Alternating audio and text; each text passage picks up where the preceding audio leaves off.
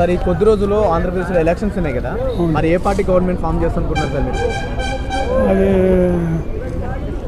ముగ్గురు కలిసి చేస్తున్నారు కదా, ఎవరు పవన్ కళ్యాణ్, చంద్రబాబు, బీజేపీ కలిసి చేస్తున్నారు కదా తెలుగుదేశం. ఈ ముగ్గురు కూడా మెజార్టీ వస్తుంది. చంద్రబాబు చీఫ్ మినిస్టర్ అవుతాడండి. సో వైసీపీని ఎందుకు వద్దనుకుంటున్నారు? వాడు ఇప్పుడు వేస్తున్నాడు రోడ్లు. 5 సంవత్సరాల రోడ్డు లేదు, రాజధాని లేదు వింటున్నారా?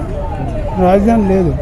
ఇంతవరకు 5 ఏళ్ళు రాజధాని లేని రాష్ట్రం ఏదైనా ఉందంటే వరల్డ్లో ఇది ఒకటే, ఆంధ్రప్రదేశ్ ఒకటే. అదొకటి.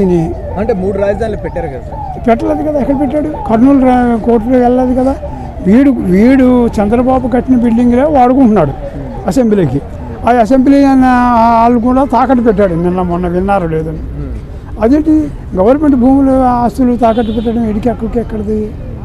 ఏం చేద్దంటే నాకు 152 మెజార్టీ ఉంది. అపోజిషన్ పార్టీ వాళ్ళు లేరు, అడిగేవాళ్ళు లేరు. ఎవడన్నా నాయనతోడు అడిగాడు అనుకోండి, ఆయన వెంటనే అరెస్ట్ చేసేస్తున్నారు.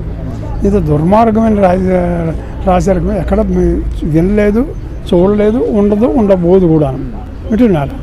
అది ఒకటి.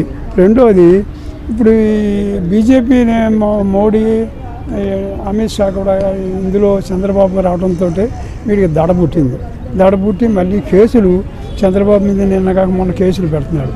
అన్సైన్డ్ భూములు అమ్ముకున్నాడు అని.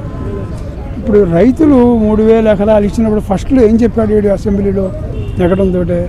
నేను రాజధానికి అమరావతికి ఒప్పుకుంటున్నాను అన్నాడు కదా.